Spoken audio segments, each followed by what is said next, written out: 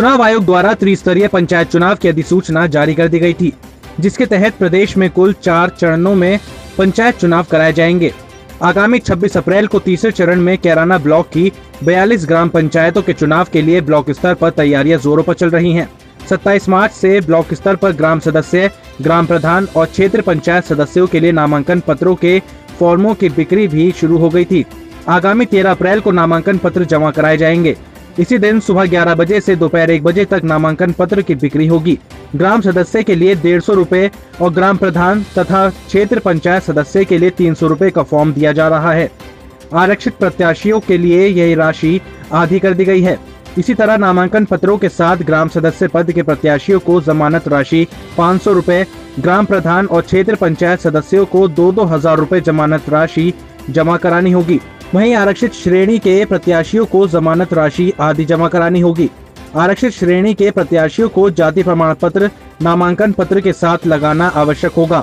17 अप्रैल को नामांकन पत्रों की जांच होगी, जिसके बाद 18 अप्रैल को नामांकन वापसी, जबकि दोपहर 3 बजे चुनाव चिन्ह आवंटित किए जाएंगे। ग्राम सदस्य के लिए, ग्राम पंचायत प्रधान के लिए और क्षेत्र पंचायत सदस्य के लिए हमारे यहाँ फॉर्मों की बिक्री की जा रही है। जो बिक्री का समय है फॉर्मों का वो 10 से 3 बजे तक का है। इस समय उम्मीदवार खुद आके या अपने किसी प्रतिनिधि को भेजकर वो फॉर्म कार्यालय से हमारे यहाँ से प्राप्त कर सकता है।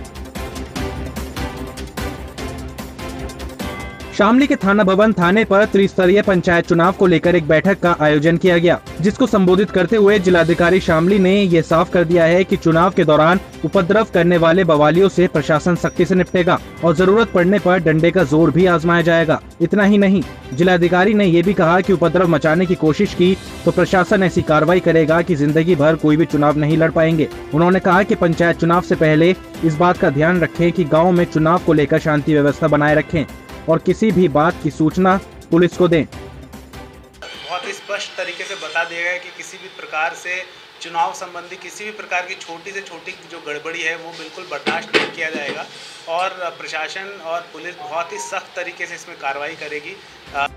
वहीं बैठक में एसपी शामली स्वीकृति माधव ने कहा कि पुलिस त्रिस्तरीय चुनाव को सकुशल और निष्पक्ष रूप से संपन्न कराने के लिए प्रतिबद्ध है और इसके लिए पुलिस ऐसे लोगों को चिन्हित कर रही है जो चुनाव के दौरान माहौल खराब करने की फिराक में रहते हैं।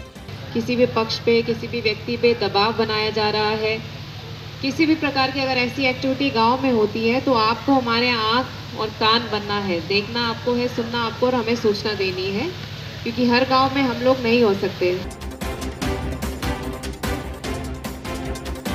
कानपुर देहात पुलिस को बड़ी सफलता हाथ लगी है। पुलिस ने लूट की घटना को अंजाम देकर फरार चल रहे आरोपियों में से 5 लुटेरों को गिरफ्तार कर लिया। दरअसल मिंडा कुआं तिराहे से ट्रक चालक को बंदूक की नोक पर बंधक बनाकर सामान से लदे ट्रक को उड़ा ले जाने वाले बदमाशों में से 5 बदमाशों को मंगलपुर थाना पुलिस ने 24 घंटे के अंदर ही पकड़कर घटना का खुलासा कर दिया। पकड़े गए आरोपियों के पास से करीब 3,60,000 रुपए की कीमत के सामान से लदा ट्रक बरामद करते हुए घटना में इस्तेमाल किए गए मोबाइल, एक लग्जरी कार, 2 तमंचे, 1 पिस्टल और 6 जिंदा कारतूस भी बरामद किए हैं। फिलहाल पुलिस आगे की कार्रवाई कर रही है। 5 अभियुक्तों को जो लूटा हुआ ट्रक है और लूटे हुए ट्रक के साथ जो उसमें लाही 500 बोरी थी उसमें से 140 बोरी लाही के साथ ट्रक को बरामद किया है। अन्य जो बोरियां लाही थी उसको इन्होंने कहीं बेचा है और उस बेचने के बाद जो उनके पास पैसे मिले हैं उसमें से 3,60,000 रुपये की भी रिकवरी हुई है।